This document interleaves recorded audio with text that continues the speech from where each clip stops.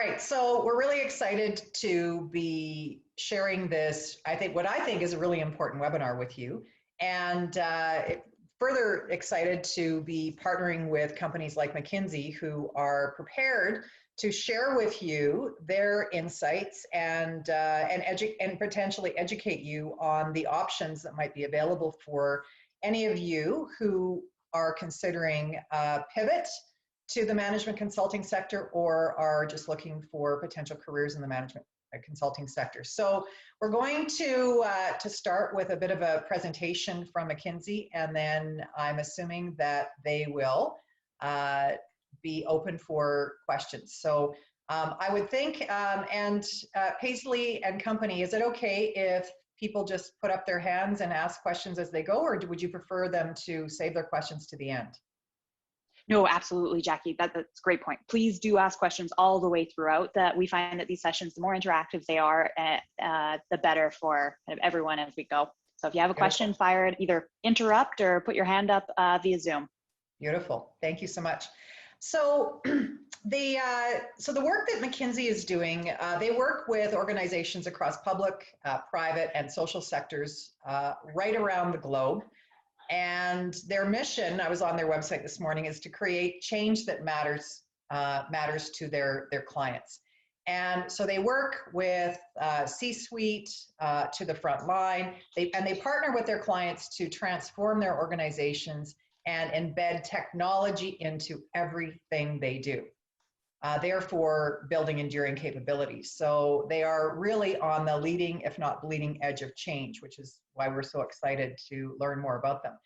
So we have 4 panelists here from McKinsey. I'm really excited to introduce you. So Paisley Weeks, she is the associate partner with McKinsey. You can just wave, Paisley. Benky Lakshman, he is an associate. Are you there, Benky? Yes, I am. Okay, Hi. beautiful. Hi, Benky. Justin Hankey, he is an associate. Are you there, Justin? Hey, everyone. Hi there. And Tracy Nguyen, she is a recruiter. Are you there? Hi, everyone. Hi there. Yeah. So I can imagine you guys are going to be inundated and flooded with questions and inquiries after this. So the whole thing, careful what you wish for, right? All right, so who shall I make the host? Is it you, Paisley? Actually, Tracy, if you don't mind, Jackie. Tracy? Sure. She's got the presentation there. Okay, give me one sec.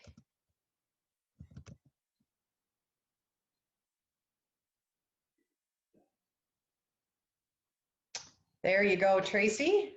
You are now the host. Great. We're really excited to have you guys, and we really appreciate your time, and looking forward to learning more about what McKinsey does. Awesome. Thanks so much, Jackie. Welcome. Just a thumbs up. You can see my screen. Very good. Perfect. Awesome. So I will.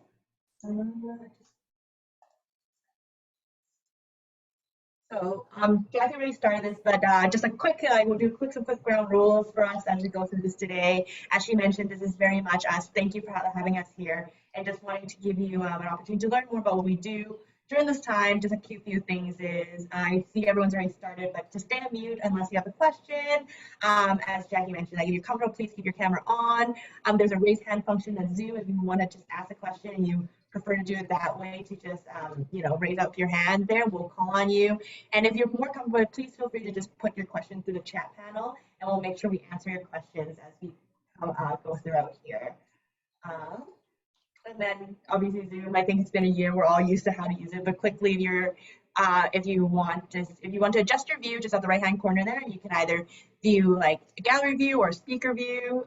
Any issues when it comes to Zoom, to just switch to full audio, I find it's always a little better. If you find there's a bit of a lag, I find also like go off of video, it makes it just a little easier to be able to hear. And then the chat panel function is at the bottom there. And then, as Jackie already mentioned, we're here today. We're excited to meet all of you.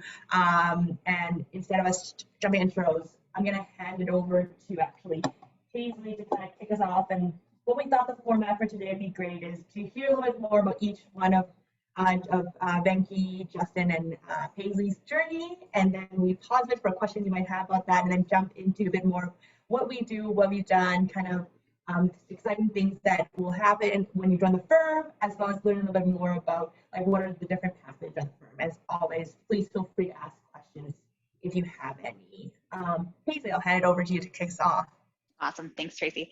So first of all, Jackie, I think you did a phenomenal job introducing and setting context for what McKinsey does.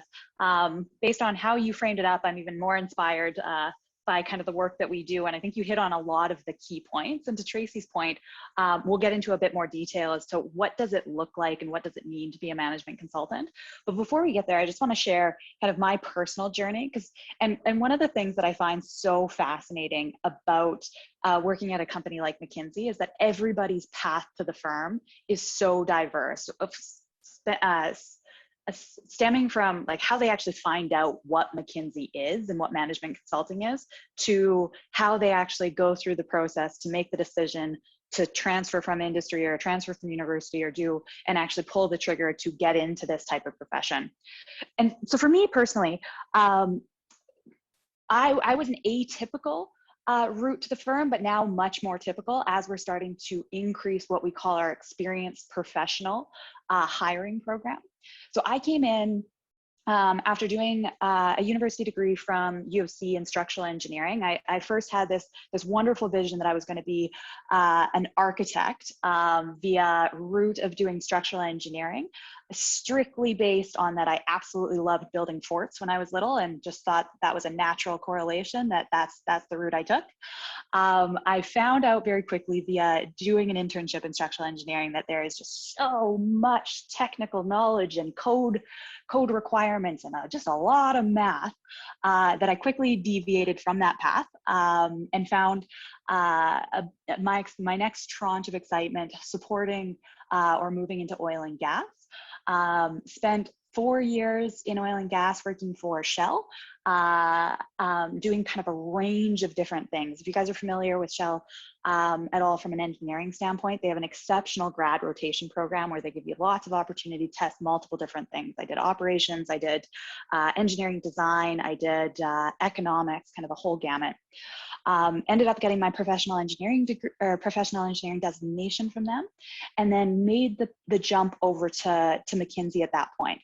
I glossed over a point because I think it's an important point, especially in a city like Calgary, where the concept of management consulting is not super well known.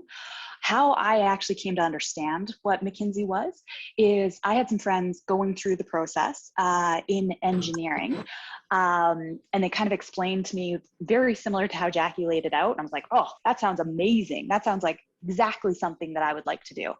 And then went through the process in my at the end of my engineering piece, and was not successful going through the earlier interviews right out at university. But from that process, I got exposure to some of the people, so similar to kind of what we're going through now, and got a taste of what kind of working on cases and working on these just like random problem statements to support clients in kind of these very diverse situations. And so that was my first introduction to kind of what does the world of management consulting look like. And so then I was very, very focused after my time transitioning into oil and gas, is that I really wanted to make sure that I made that jump at some point in my career to really get that opportunity to just broaden my knowledge base across industry, across asset, across just diverse people. And so after my time with Shell, I got laser focused, reconnected with folks at McKinsey, was successful. And so it's been 4 years since I've been with McKinsey, and it's been a massive learning journey and just an exceptional ride ever since.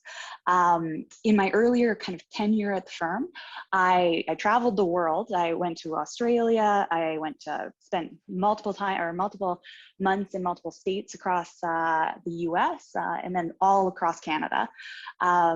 Focused dominantly on oil and gas and energy clients. And then as I've started to become more tenured and now kind of moving into the associate partner role, I've focused much more heavily on local clients and then supporting them on digital transformation. So helping kind of drive out what does the vision or the strategy look like for these clients here in Calgary, and then supporting them on the actual implementation. Because what we're finding, or what we have found, is that a lot of our historical work and some of the kind of onset of management consulting was painting that vision and painting that strategy. But we found in the more recent years is that where companies often fall short is the ability to actually execute on these lofty strategies that are laid out. And that's honestly where I get super excited, is actually helping clients build the capabilities and embed those capabilities into a sustainable organization to actually capture that strategy. So that's kind of me in a nutshell. On the right-hand side, there's a couple fun pictures just to give kind of a view into the life of a management consultant. And we get asked this question all the time, but what does a day in the life look like? The honest answer is there is not a standard day. Every single client is different. Every single team is different. Every single day is completely different. So COVID has added a little bit more consistency here, but we have line of sight into when that's gonna change. But what you're seeing there is just me being out on site. There's a couple team events where we went and did a bunch of workout activities. And then the bottom left-hand corner is actually our clients, where it was a Halloween event and they showed up as mad scientists as we were rolling out a digital strategy. So the key takeaway is, I think, in addition to kind of helping solve really difficult problems and kind of working hard to make sure it happens, experience and fun and building long-lasting relationships is a core component of our philosophy at McKinsey. So with that, maybe we'll jump on. Over to you, Justin. Great, thanks, Paisley. My story won't be nearly as long as Paisley's, but sorry, guys. But similar to Paisley, though, I do come from an experienced background. Prior to joining McKinsey, I really had no idea throughout my past 10 years of what I wanted to do. I originally went through, there we go. So I originally went to UC for engineering, did my degree in chemical engineering, specializing in biomedical engineering, actually, with the intention of going into medicine after that. Spent a lot of time at a hospital one summer watching surgeries, and decided ultimately medicine definitely wasn't for me, and then made the switch into oil and gas after that, kind of following the family footprints. In the oil and gas industry. So for my first couple of years in the industry were at Penn West Petroleum at the time. They've renamed to Obsidian, but it was in a production and reservoir engineering position. And then my last 5 years have been kind of a whole mix of originally reservoir engineering at Sproul, and then switched more into a corporate development and advisory position within the same company. And it was in that position, so in the corporate development and advisory capacity, that I really started to become more interested in the business side of the business, advising clients on buying and selling assets and how they were ultimately growing their companies. Through that position, I really got a lot more exposure to kind of strategy and what it takes to actually grow and establish yourself, whether it be in existing lines of business or trying to grow into newer lines of business. And that's where McKinsey really popped up on my radar as somewhere that wouldn't be a logical next step within my career. So I joined McKinsey to both challenge myself and broaden my exposure to different industries, different countries, and ultimately different people.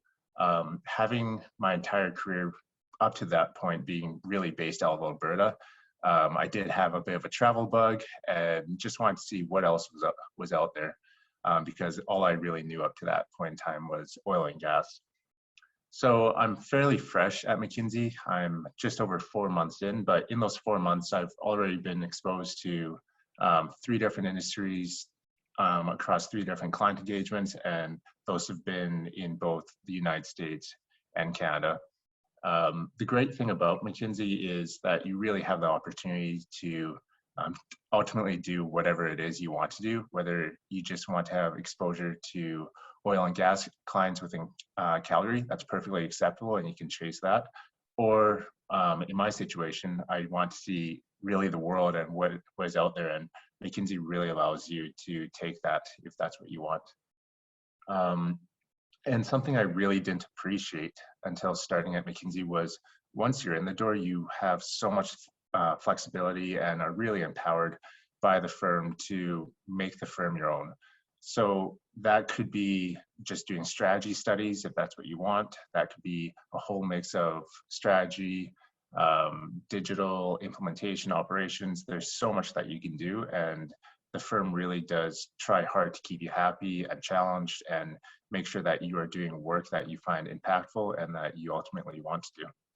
And we'll touch a little more on everything that we do as a company later in this presentation. But yeah, just a taste for my journey so far. I think with that, yeah, we'll pass it off to Benky. Hi, everyone. My name is Benky. My background is very similar to Paisley and Justin. We went to school together. Background is in chemical engineering. After graduating from the U of C, I spent about 5 years working in oil and gas, and then the last 2 years working in M&A. I think a lot of the points that I wanted to touch on, Paisley and Justin have already shared. My reason for wanting to join McKinsey has been the people, the people, the people. I came to know about McKinsey through like a non-traditional means. I found out about them through a TV show in high school. That's how I knew who McKinsey was. But since then, over the years, the people that have had the biggest impact on my personal and professional development are current or past McKinsey consultants. So it's just energizing to be around people like that. I would say I'm very excited to be here for a specific reason. During my time in oil and gas at Baker Hughes, one of my senior managers was actually a grizzly on the grizzly den with Higher Landing. And one of my managers actually went through the grizzly certification program. So I have like firsthand knowledge of some of the people that come through this program. So very excited to meet the rest of you. Perfect. Thanks, Benky. We have about a couple minutes. I know Paisley has to drop in a few, so I thought with us just sharing a bit of our background, if anyone had any questions that you had for either Paisley, Justin, or Benky before we move forward, please feel free to go off mute or use the raise hand function, and we can call on you to ask those questions. Thanks for that, Tracy. Apologies, everyone here. I just have a client call at 12:30 that I'm just going to have to move over to. But Justin, Benky, and Tracy will be here to carry on. Tracy, can you hear me? I have a quick question for your panel. Yeah, please.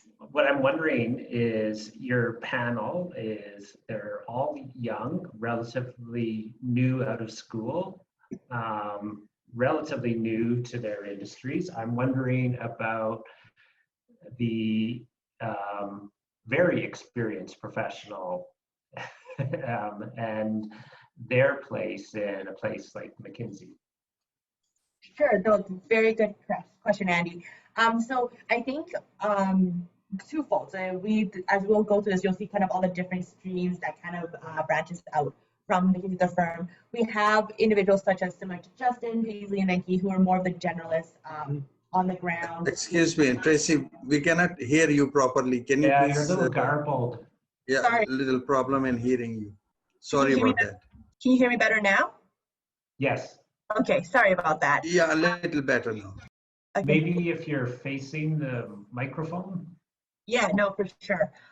So the biggest thing I will say is we have an area at McKinsey. These are known as experts, and these experts are people who have been in the industry, in their world, and in what they've done for quite a few years, and they would be part of the firm in that. This is an area where if there's a specific area, so for example, we have in the energy space, so we have oil and gas specialists, and these are areas that we would reach out to these individuals and do.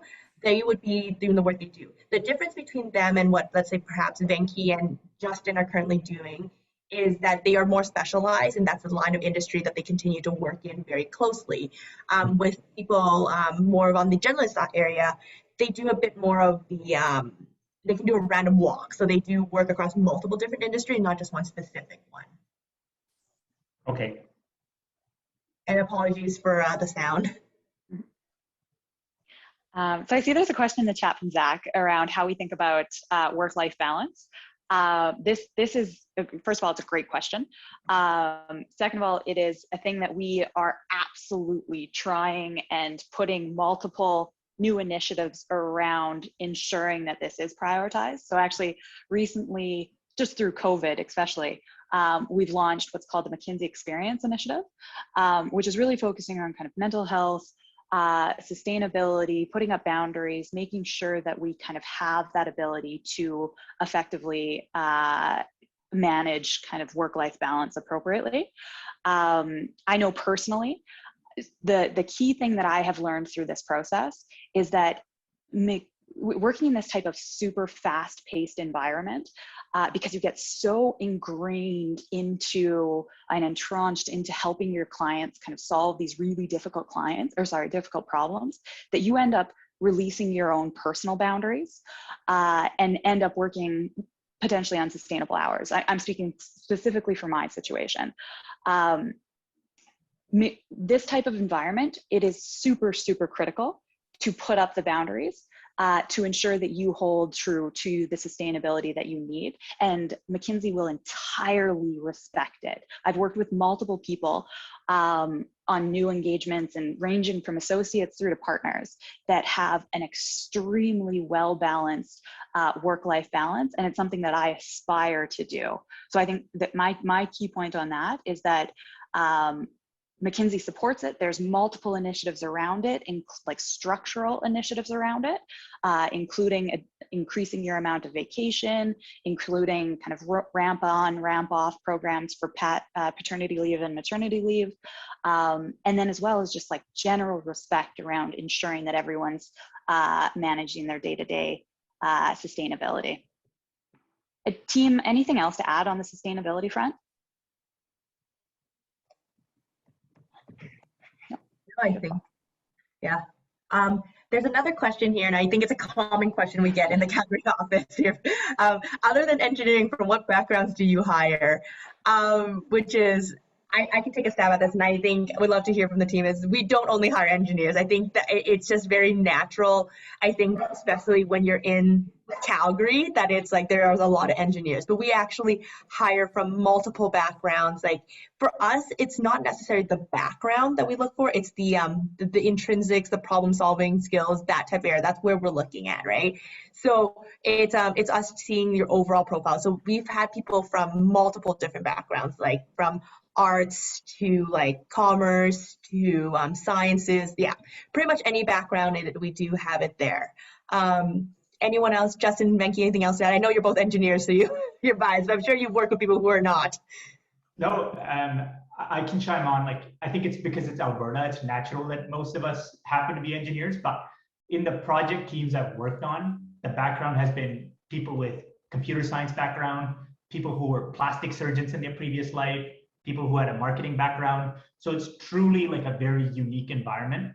And I think McKinsey wants to hire people from diverse background because it's the diverse perspective you bring rather than everyone thinking and acting the same way. So definitely, like, don't let what background you have hold you back. I think it's a strength in your application. Yeah. Okay, thanks, Benky. Brent, I see you just raise your hand. Did you want to ask your question? Yeah, sounds great. It's actually focused towards you, Tracy, if that's okay.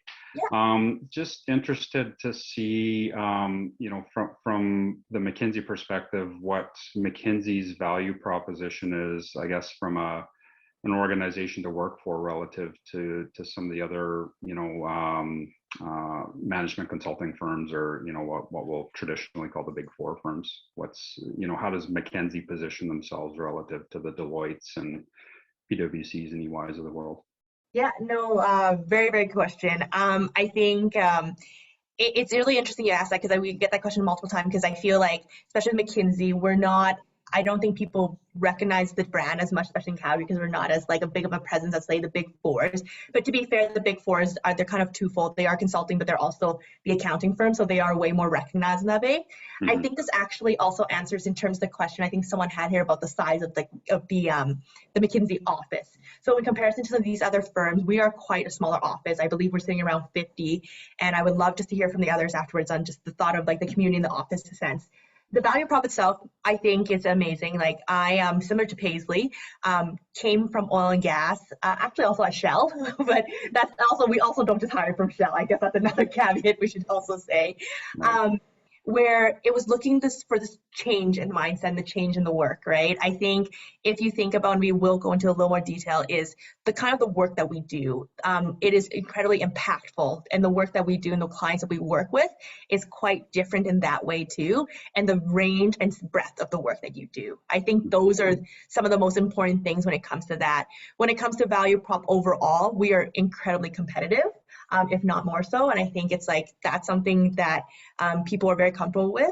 I think the biggest thing for everyone is just like, when you're looking to make this transition or this career move, I think it's similar to what Justin said. He thought he wanted to do med school, and he's like, not it for me. I think a lot of people in terms of their life is like, what is it that you're looking to do in your next step, right? I think McKinsey is like a great place to be able to do that. One of our consultants actually put in a really great way. He's like, don't really want to know what I want to do in my life. So consulting is perfect for me because it gives me the opportunity to try and do multiple different things to find the area that I'm interested in, which I think gives you that. Another thing that seems people are drawn to at McKinsey is this idea of a global staffing model. And when I say global staffing, I know people think we're globally, but majority of our consultants pre-COVID would travel a lot within North America to wherever the work and the client work is. Right. And even now we virtually travel to it, which gives you that opportunity too.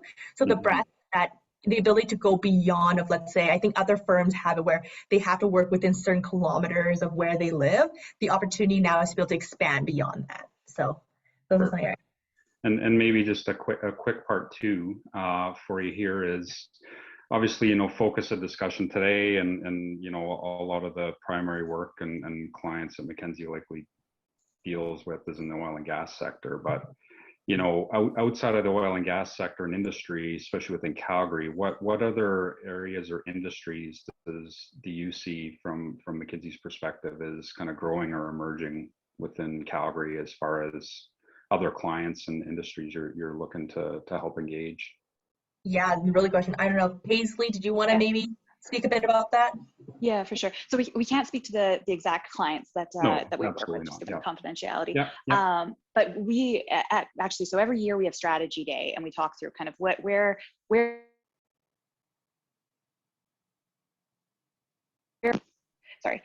are the growth opportunities for our companies or for McKinsey to support Calgary more broadly, and we look extremely broad. So oil and gas is a subsector. We look in kind of like social sector, now with tech startup firms becoming a major landscape within Calgary. There's lots of exciting opportunities to support those companies and actually launching. Transportation is another big sector that we support. And then what is the other ones? Yeah, those kind of hit the main areas, but I think tech is kind of the big next tranche of where we see opportunity to help build growth here. Perfect, that's great. Thanks, Tracy and Paisley. Thank you. I want to keep us rolling. I think we have a lot more information that I think some of the questions I have, and I know, thanks Paisley for dropping in with us. I know you have to go, so thanks everyone. Bye. So yeah, I think what I'll do is let's move forward with the next couple of slides. I think that'll answer some of the questions, and then we'll make sure to give enough time at the end for everyone to ask the question too. So I'll hand this over, I believe, to Justin, right? Oh, sorry, before we hand up Justin, that's my slide, my mistake. We kind of touched a little bit on this already, but these are kind of the four spaces we really want to touch on. I think people always have these questions about it, and like I said, we will hopefully be able to answer all of these questions as we go through this, but please feel free to ask.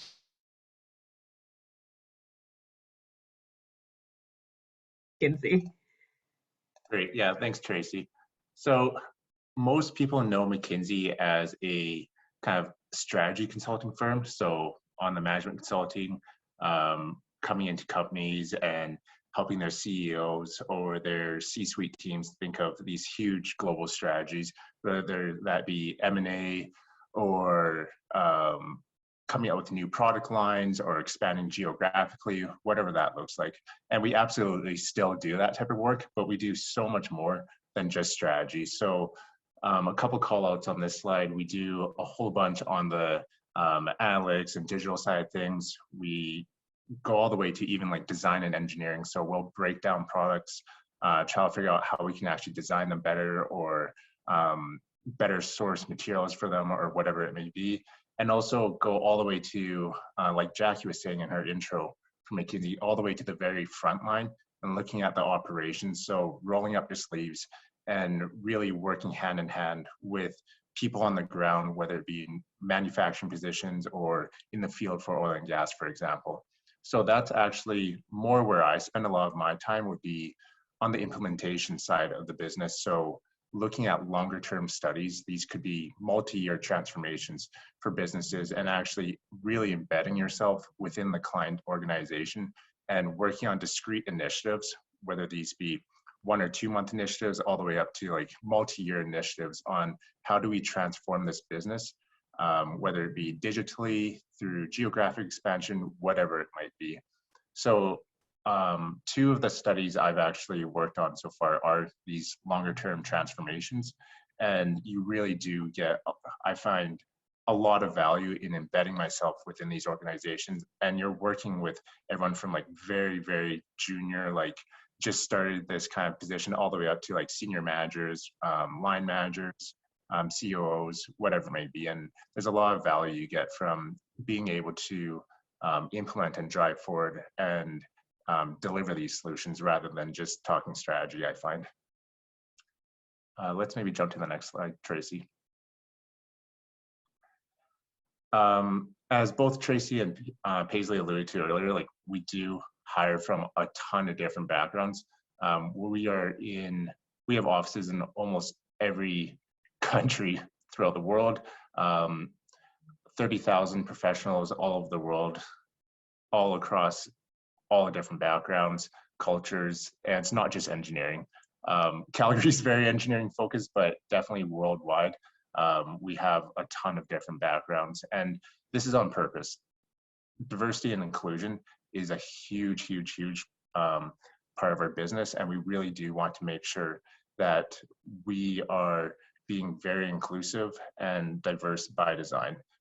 We're a better organization because of this, and that's seen in both our own internal culture, but also the value that we are able to deliver to our clients by having such a broad range of backgrounds. Next slide. Yeah, so just talking about our Canadian offices. So our newest office in Canada is Vancouver. It's actually only 6 years old. Calgary was opened up in 2006, and the very first office we opened in Canada was Toronto. Calgary was originally opened to kind of cover the western side of Canada, but with more and more business coming out of the West Coast, it did make sense that we opened a Vancouver office to service the clients out there. Within Canada, you can see on the left there all of the different industries and functions that we kind of have spikes in terms of the customers we serve, or the specific functions we do advise on.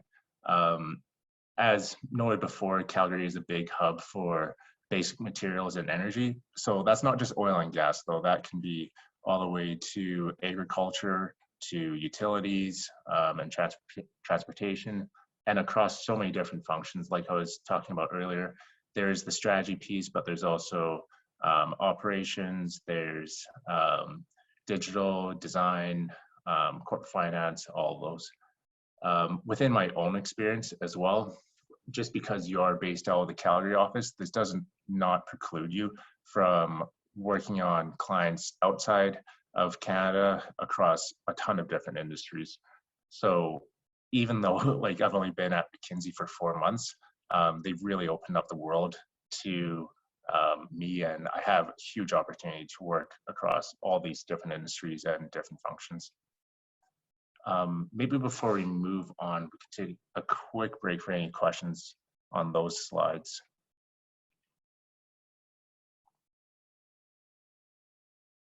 If not, I think we're passing it on to Benky.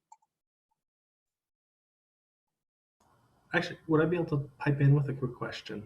Yeah, no problem. Yeah, fire away. Can you tell me more about the public and social sector work that you guys do? Tracy, do you want to touch on that, or do you want me to? Definitely. I can start, and would love if you have anything additional to add on to that. Sorry, I'm gonna make sure I'm like close to you, and so let me know if you can't hear me clearly. So public social sector work we do, it is actually relatively something, if in a North America level, it was something very much in the US, it was a very big sector space for work. It has been a very much a growing space within Canada in the last few years, and it's something that we're actually quite excited about. A lot of actually some of the public and social sector work that we've done has really actually increased in the last year, just due to the COVID environment and the things that need to be done. So it is quite interesting. It can range honestly from anything. We have work in those spaces across all 4 of the offices. A lot of the work will, not surprisingly, is based within Eastern Canada, just for the type of work that's needed, but it is definitely a work that's there. Did that answer your question?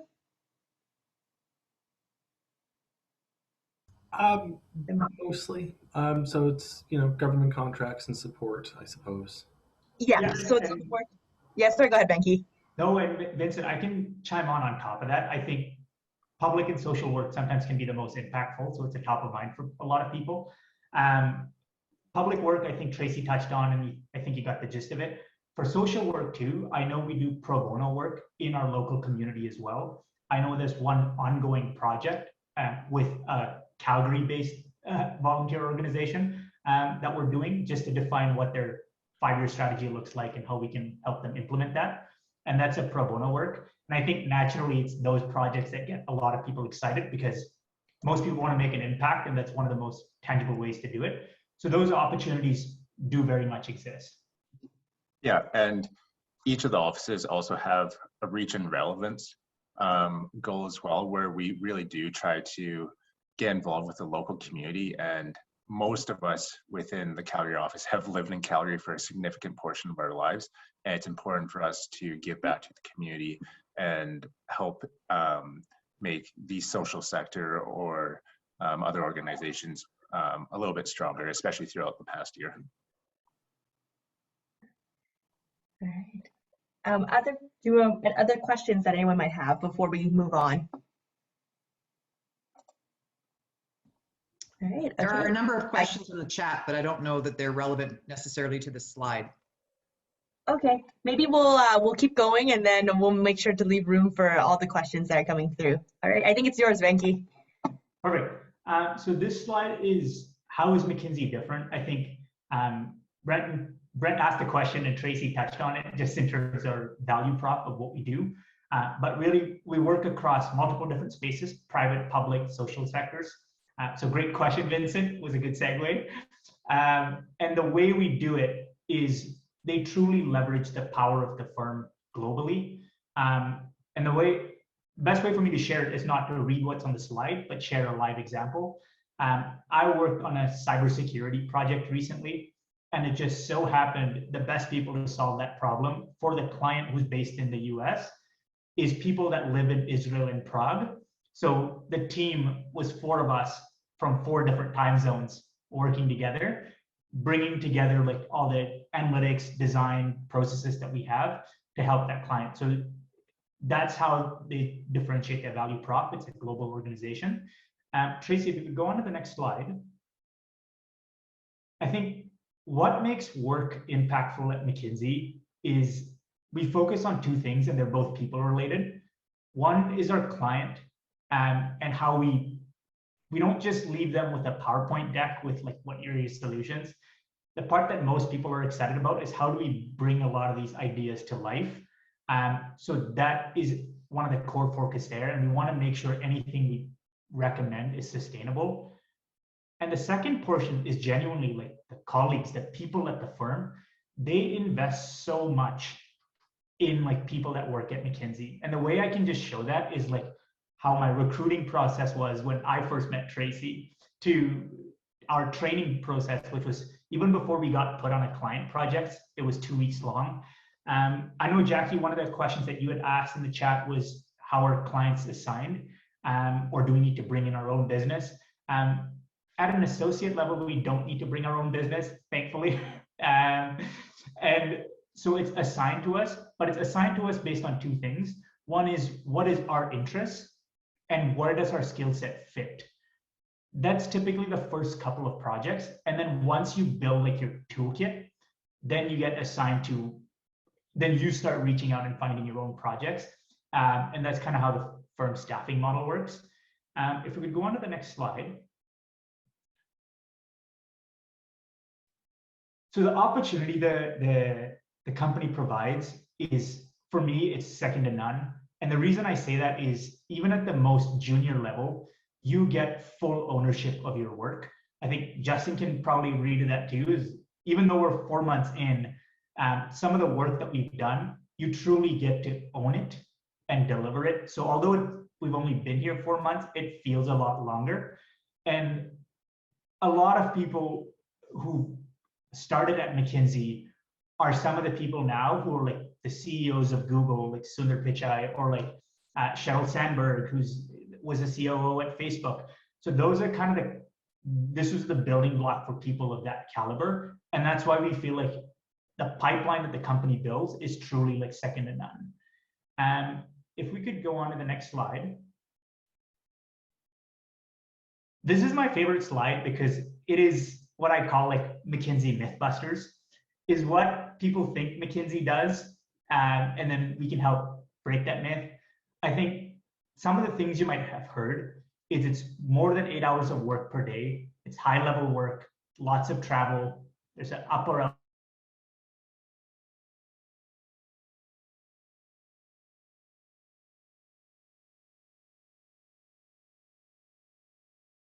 rewarding, but it's also challenging, which naturally means sometimes it takes a lot longer than expected. But what the company does really well is honor work-life flexibility. And then the next couple of things are the high-level work and lots of travel. I think lots of travel is something that used to be a thing of the past. I wish we could travel right now, but everyone's working out of their home office. I think there was a question that came into the chat, which is McKinsey a stepping stone for most, or do most people stay for years? So that touches on like point number 4. Is it an up or out policy? I would say you'd get a mixed bag. And I think some people come to the firm to just learn and figure out what they want to do in their life, which is what Tracy talked about earlier, is I don't know what I want to do. Let me figure it out. McKinsey's the place that do it. And then there's some people who want to stay here forever. And that's probably the bucket I fall in. So it's like you have that 2 spectrum. Tracy, you might have the live stats, but I think the average tenure at someone at McKinsey is probably a little around 3 years. Is that right? Yeah, roughly around 3 to 3.5 years or so. Yeah. Yeah, but and when we say that people stay here for 3 years, it's not 3 years. All right, do you want to move up or are you going out? You are given time to find what you like doing. And once you find it, you're expected to double down on it and get good at it. That's the way I'd put it. The timing is just arbitrary. I think it's a race that you're running with yourself, right? You're not compared against anyone else, so it's fine. And if we move on to the next slide, I think the next 2 slides is what the life of a consultant is and what do we do on a day-to-day basis. I think rather than reading through that slide, I think what might be helpful for the audience, given the time that we have, is maybe to jump to the recruiting slide of what our recruitment process is, Tracy. Yeah, and then we can get to Q&A as well to answer some of those unanswered questions in the chat. Yeah, I think the quick thing I just want to highlight this page here is I think this was an earlier question where kind of where's my path and where it is. This one here, as you look to see, is a very general path. Like this is what McKinsey used to be like for sure 5, maybe 10 years ago in the way they laid it out. As mentioned, there's just so many other areas you can specialize and work in. I would encourage you, if you're really interested in McKinsey and the work we do, to go on their website and you'll see there it's not just these spaces, but there's opportunities for like data scientists and UX designers and all these other experts and roles that you can specialize into if that's something you're interested in. But this is, like I said, it's just a very general path to kind of lay out like what is the work that's done and where can you go. As mentioned, like there's like the specialist, if you're someone with like, 15, 20 years of experience who like have that niche skill set, like obviously that's a little bit of a different pathway too. But I just thought, and I agree with Benky, I'm going to stop sharing just so that we can see everyone. And it's just not a screen of the page there. I think we have quite a few questions. It might be just for the use of time. We can like jump in and answer those questions. Feel free to use the raise hand function, but I'm going to start with the inbox here. And we kind of go out. And if you want to start answering questions through there too, that's great too.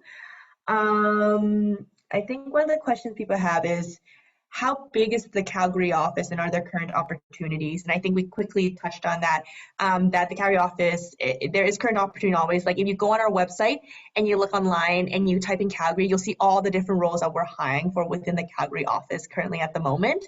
And then in terms of the size of the Calgary office, as we mentioned, it's about 50 individuals across the office, quite small compared to other, but I think it's great. I think it's the perfect size, to be honest. You know everyone, and not only do you just not know everyone, but you know everyone and like their, like, I think someone said like their families and like the other people and everyone involved there. So it's always really, really nice that way, which for me was like a very refreshing coming from when I used to work for a company that's like also like 3,000 to 4,000 just within Canada, right? So it was really different that way. So that was quite enjoyable. Justin, anything to add on this, like the culture of the Calgary office or anything like that? Yeah, so I think that's a really good point, Tracy, where it does have that kind of small family culture to it, where it's only 50 people. It's not that many people at the end of the day.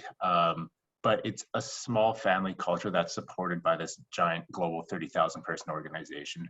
So you really kind of have what I like to think of as the best of both worlds, where you have the platform that you can really do a lot with globally, but then you have that really tight-knit culture where you really develop like genuine relationships with everyone in the office. And there's so much mentorship and learning and just like, honestly, like good times with everyone in the office. Like, even though Benky and I have only been there for 4 months, like the cohort we came in with, we like to compare it to like almost your first year in university all over again, where you have kind of like your little frosh group that you just bond with and you're there to support each other throughout basically everything. Like none of us really knew anything coming in, but you have this really strong support system within the office, both within your own cohort, but also just with everyone in the office actually like caring a lot about your own development and making sure that you are happy and able to navigate the firm and that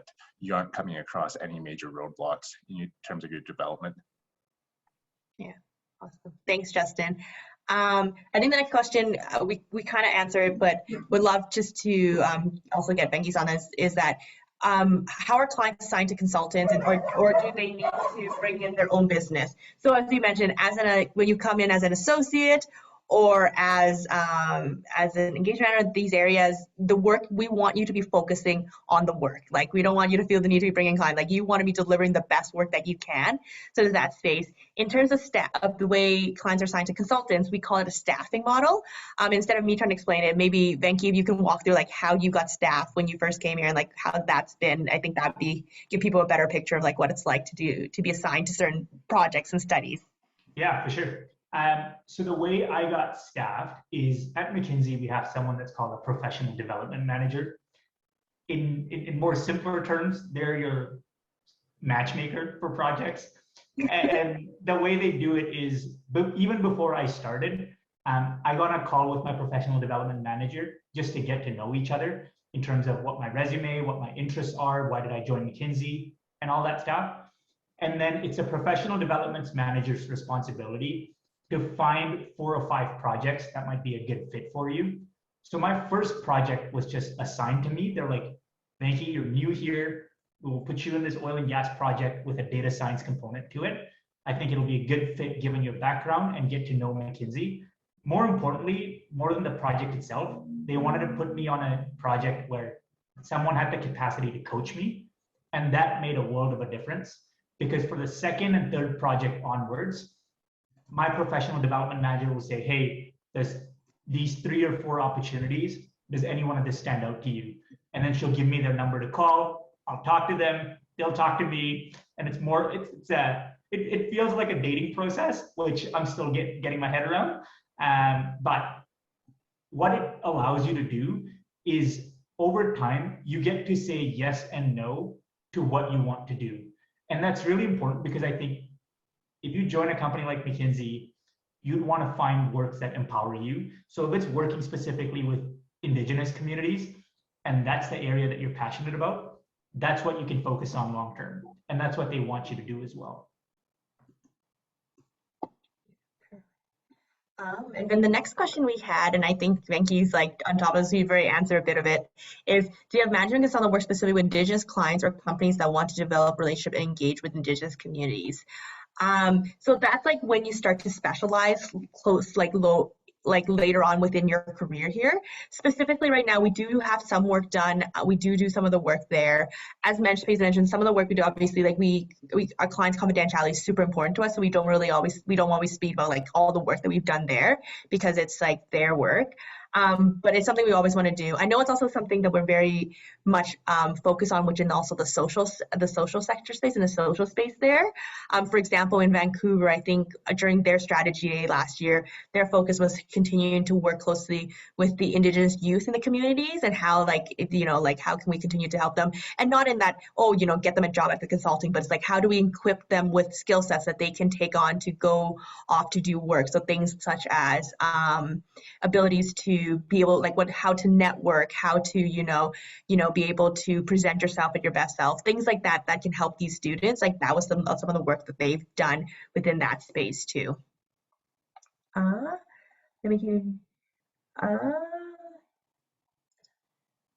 one of the questions that's a good question is, how does a downturn in the energy sector in Calgary impact the work that you do and the clients you get to work with? Justin, do you want? Yeah, go ahead, Justin. So the downturn in the energy sector, and more broadly, COVID worldwide, has forced companies to look inward and think about their future more than really ever before. Like, if you think about oil and gas in Calgary, even prior to COVID, like it was kind of in survival mode. This past year has really allowed companies to kind of step back and think about, okay, how do we ensure we're here and remain relevant for the next 5 to 10 years? And this is often causing companies to pivot, to try new things they've never done before. And because of that, we've actually seen a huge amount of work coming our doors, asking for help on how do we transform our company? How do we digitize our operations, for example, in the oil field? How do we better incorporate AI, machine learning, advanced analytics into things like predictive maintenance or drilling better wells or whatever it may be? So throughout kind of the downturn, we've seen a large amount of transformation work along with M&A work come into our door, where you do have opportunistic buyers coming in and saying, okay, we can come in, either run this company better or they're being sold at a discount right now, so let's see if we can buy this company. In terms of the clients we get to work with, I don't know if the downturn has actually changed it. It's more changed why the client is coming to us for our help. Yeah, I would definitely echo what Justin said. I think the one thing we always say is, sorry, if you can hear my dogs in the background, I apologize. They really want to get into this room. The one thing we always say as consultants is, companies need consultants in good times and in bad times, like regardless of what it is. It's just, as Justin had really highlighted, it's the work that we do, right? I think at the end of the day, the reason our clients reach out to us is that they've done the work that as much as they can within their company, right? They've done as much as they can. They're trying to they've tried to figure it out, and now they're like, we're needing expert, and we need someone to be able to help us with this, a third party that's that's not biased or has gone through this process. And that's why they bring companies like McKinsey in, is to help them with these and to help them kind of get that kick to start and to do what it is they need to do. So it is definitely more like, what is the work that we do? One of the other questions we have here is the work based on the partners in the Calgary office, or are you able to expose to project from partners outside your office? So I think twofold on this. I think definitely I can answer is that it's not just within Calgary. I think if you want to stay local, a lot of the local works will be with partners in the Calgary office just because of the work that's here. If you are looking and you're open to trying different things, you do definitely get to work with a lot of different partners. I was gonna say, Benky, you've worked with different leadership, right? I don't think just specifically within the Calgary office. Yeah. I want to work with people in the Calgary office, but it's just so happened that my first couple of projects have been people from all over the world. And I think this goes back to the value prop that Tracy shared earlier of, I think a lot of companies have a global footprint, but the way McKinsey staffs is truly global. They find the best people to fit for projects, regardless of what location you're based out of. And even if you think about a company from a P&L perspective, McKinsey only has one global P&L. They don't break it down by country or regions or anything like that. And the reason I think that's important is it doesn't incentivize you to do something for your local country that you're working in. You're truly like, everyone's working towards the same goal, which is how do we help our company worldwide, wherever they are. Thanks, Benky. And I know we're at time, and I want to be respectful of everyone's time. So thank you for taking the time to chat. But I thought would be a great way to end this is to talk about the hiring process. I think someone had asked that question. Sorry again. So what the hiring process is, how it is that if you're interested in learning more about McKinsey or World, I would definitely go online, see where it is. You would submit an application. From there, your application will be screened by one of our recruiters, whoever it is. Like, so if you apply directly to the Calgary office, it will be done by the Canadian team. Mostly it will be by myself, and we'll look through it. We will notify you. We will move forward with your application. Once we do our interview process, there's 2 rounds of interviews, but it's quite interesting in that our interviews is there's 2 in each interview. There's a case portion and a personal experience portion, which is very different, I think, from what a lot of others have done. And this is for, as an experienced professional, you would still do the same thing. And the reasoning for that is that the case allows us to test your problem-solving ability, because really that's essentially the work that you'll be doing. And we want to be able to gauge it based off of like your ability to problem solve across multiple different areas. So these cases can come from many different industries, many different areas. We don't want you to be an expert in the industry. We just want you to be like, if I have to solve this problem, like what's the best way to do it? So that's there. The behavioral portion is, there's 3 areas we look, there's actually 4 areas we look at McKinsey. Problem solving being one of them. The other 3 are like specific areas that we look for, which is like this drive, personal impact, leadership. You probably heard us like kind of said some of these words throughout this presentation too, but those are like key areas we find that makes for a really good consultant. So to do that, we just want to hear stories that you've done. So what you've done in your previous work and things like that. Sorry, give me a second. Excuse me. But yeah, so that'll be about 15 to 20 minutes to just hear about your stories and things like that, and then the case. And you would do that in round 1, 2 interviews, and then final rounds, depending on which role you apply for, will be 3 to 4 of those interviews. And the final rounds, you'll get to meet with the members of our leadership team. So that's like individuals like Paisley that you just met, and our partners and senior partners and things like that. And then from there, it's then it would be to offer. People get really concerned about the case portion, but I encourage you, you're really interested, to just go on our website. This is something I can pass some of these links over to Jackie after this call if she wants to pass it on, and you can look at it. There are practice cases online, things like that for you to look at. And yeah, and then if you're interested, like I said, we encourage you to apply. But with that, Jackie, I would hand it over to you if there's anything else that you wanted to do before we close out. I don't think so. Is it okay, Tracy? So if our clients have additional questions, how do you recommend do you just suggest we forward those to you, or?